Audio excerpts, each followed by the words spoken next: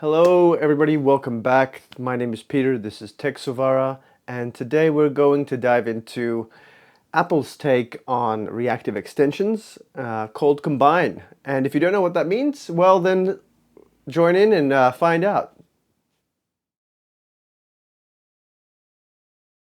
So guys, as I mentioned, this library, Apple Combine, is actually based on reactive extensions, something called RX. We're going to have a look at a number of things around this space, and we're going to look at some Combine code later on also. Now, just to give you some background, if you haven't already heard of Design Patterns, it's a book that talks about pretty much all of the core kind of patterns that you would use, systems and ways of building things like the building blocks, conceptual building blocks of writing code to solve problems. Now, two of them are called the observer pattern and the iterator pattern. And they essentially provide a way for us to read a stream of values or interpret a stream of values or step through a stream of values or information. And later on in the history of software development, I think in the late 90s, early 2000s, Microsoft came up with their own take on that idea of observer and iterator, and they called it reactive extensions. Now, reactive extensions essentially work on this idea of being able to process values over time in a synchronous and an asynchronous way. And that was the kind of problem they were trying to solve. It was called reactive extensions, RX, and then that library became more and more popular in I think the 2010s as apps and a lot of server technology was working along in a more, I guess there was more ability for us to interpret data synchronously and asynchronously, and a lot of the processing power was improved, and so a lot of things, pretty much everything, you could run through as a series of values over time. There was a thing called RX Swift, and it was really popular for about 5 years, I think 2015 to 2020. And so it was so popular and so many people were using it for user interfaces that Apple decided to come up with their own idea, their own take. And this is where Combine comes from. And they don't call it reactive programming or RX or anything like that. It is the whole reactive extension idea is a very Microsoft, historically Microsoft implementation.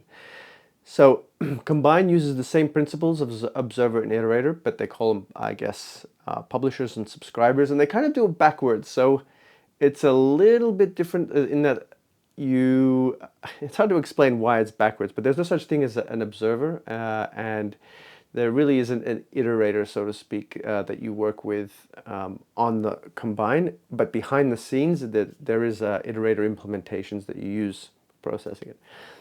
Now, I'm going to go and deep dive into some of this, but before I do want to mention that Apple really has forgotten about this library. There are a lot of apps that were built, a lot of systems that were built that used Combine, and because it was platform specific, it wasn't open source like something like RX Swift. It's very closed. It's like unless Apple's working on it, no one's working on it. And so what's happened is that this new async await stuff, async structured concurrency, has become, I guess, the flavor of the day. And so Combine has fallen by the wayside. Not many people are working on it. It was meant to be part of the whole. I mean, it's still very much integrated into this thing called Swift UI, but there isn't much work going on to it itself. There are a lot of issues that people have had, and that's it. But we're going to dive into it because it is still used very much in Swift UI. It is still used very much in a lot of historical projects, and so you're very likely, if you're in the Apple space and you're working with Swift, you will run into it. So we're going to find a few places where you can find out more, and we're going to dive into a little bit of code. So let's get straight into it and have a look at Combine. Hey guys, so here we are looking through the documentation for Combine. We're pretty much on the main page of Apple's documentation. This is probably the first, if not second, resource I would go to. There is one, I think, which is probably the best out there for Combine specifically. It's called this Combine Mastery. Now it is expensive. There is a price involved. It's written by an acquaintance friend from Big Mountain Studios, who's worked very hard to put this together. And it is here. I have the book. I bought it, and I think it's probably the best book on the topic out there. It really goes into the, from everything from the basics of really how it works, to, from Swift UI to everything. Like, it's everything you want to know about Combine from the ground up. And that's a really good reference manual. I have most of this guy's books. I think he writes probably the best reference manuals out there. I highly recommend all of them. So this Combine Mastery Swift UI, I'm not going to jump into it because it is proprietary. You should pay for it. So we're going to use the Combine developer documentation. We're going to look at some free docs like this that talk about how everything works. And we're also going to I can probably close this window here. And we're going to look at a timer, how to do a timer in Combine. And one of the things I want to talk about is RX and how it fits into Combine. Now, the idea is if you know anything about reactive programming, then this may not seem like news to you, but if you don't, reactive programming is a completely different paradigm, and it usually takes a few months if you've been using just procedural work to look at how this works and how you deal with updates, especially for user interfaces. So this is really useful for user interface information updating in a live stream without having to do constant manual updates of data from text fields to, say, variables, and then to other UI components, or to other processing. So one of the big things that I've found is really useful is RX Marbles. There we go, one of the first things I pressed RX. This is this site, RX Marbles, really simple site, is the best way that you can experiment to see how different operations in RX work. And Combine, because it's Apple, Combine does pretty much the same thing, but they've just changed names for different function calls. So things like Combine latest really don't exist in the same way on Combine, even though it's called Combine latest. You generally have things, you have the filter and map functions, which are really kind of like the core functions that you have. And you should already know about filter and map. So Combine is essentially, it's a declarative Swift API for processing values over time. All right, that's what we've got. And we have a publisher, which should send values. And we have a subscriber, which should listen to values. In this case, we'll have a publisher called, let's have a timer. So we'll jump into our little test app here that we'll build, and we'll have a look as to how to do something like just generate a publisher, right? So in this case, we really just want a timer that collects values over time. And we'll just create a view model, right? So create a new file, and we'll call this just test view model, and we'll make it a simple class test view model, which will be a object. We'll put our logic in here for the timer. And the reason I do this is because it allows me to separate the view from the model. You really want that separation of concerns. You want to be able to split, say, the logic that goes on and the way the views are representing it. We can talk about that separation of concerns in a different video, but we're talking about Combine here. So quickly we will just have an observed object.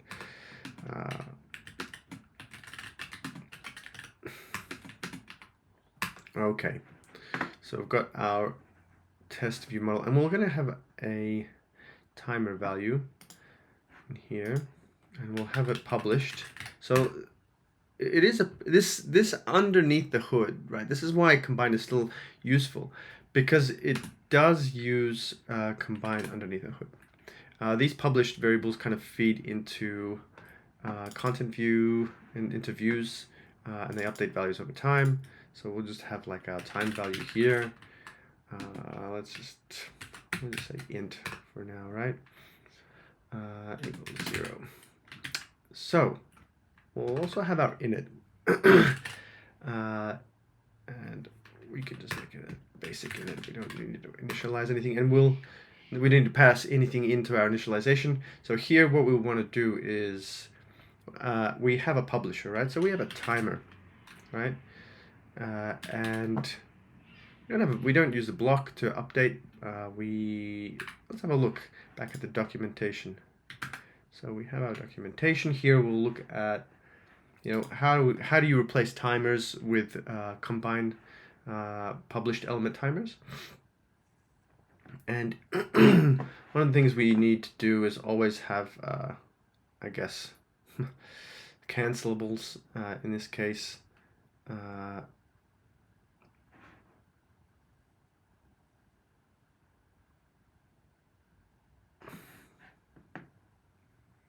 When a view, so in this case, it uses the old UI kit, but the idea is the timer.publish. Okay, so that's what we're looking for. Timer.publish every 1 second on, what was the, it was on main.main. They use it slightly different. Okay, yeah, that's fine. Run loop, just default. And here, what does autoconnect do? Autoconnect automates the process of connecting or disconnecting from this connectable publisher. Connect connects to the publisher, allowing it to produce elements, and returns an instance with which to cancel publisher. All right. So we do auto connect, right? And here we essentially this is what a subscriber does, right?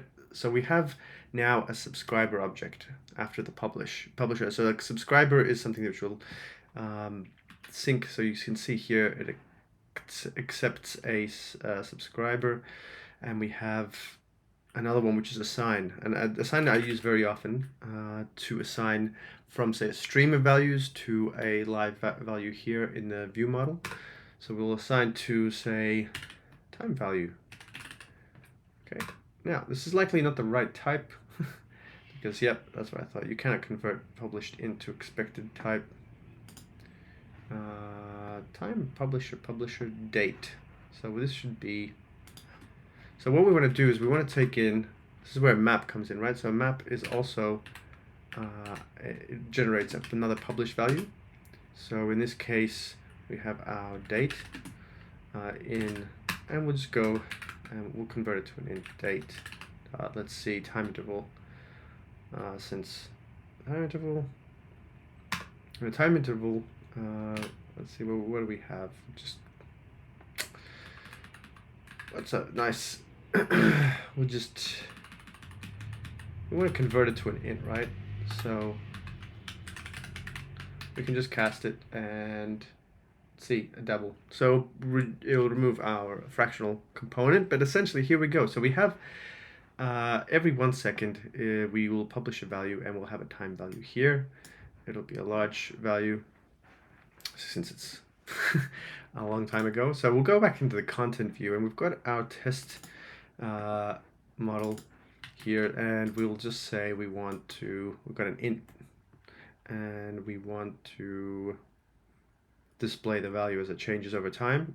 Because this is an observed object and we have a published value, it will update this model, update this value every single time. So we can probably just throw it in here as model.timeValue.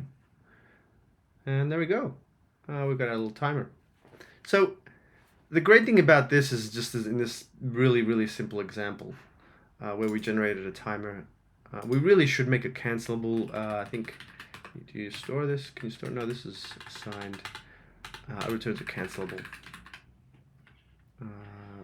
But I'll leave that for another time. The idea is just to present you a few basic places you can look for more information, which I have, and also give you a quick little example. So guys, that's it. That's a quick take. You basically get values over time. You update them, and you can link them to different parts of your UI. So the idea is that you need to do less processing. You have a declarative update of the data. So in the same way that this works, if you've done any kind of Node.js or if you've done any reactive React, React, then you'll understand how this works.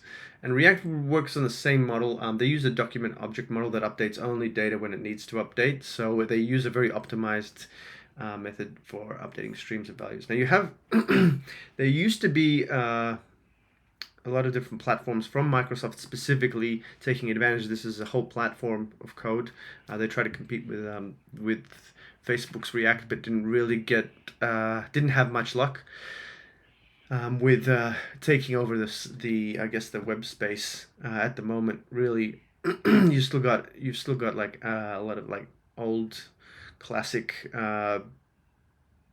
more imperative uh, declarations of the websites. There's still a lot of a lot of Angular, and a lot of other, websites. WordPress is really, really popular. But look, I digress.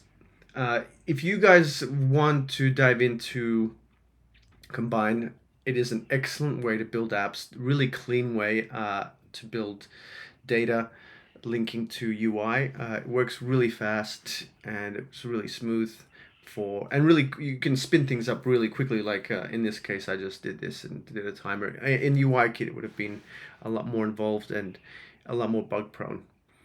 So although Apple's not really supporting Combine, like it's not up there, haven't created an update for it. It's still an excellent way to perform certain tasks. Other things can also be performed with structured concurrency also, so you can have a stream of values.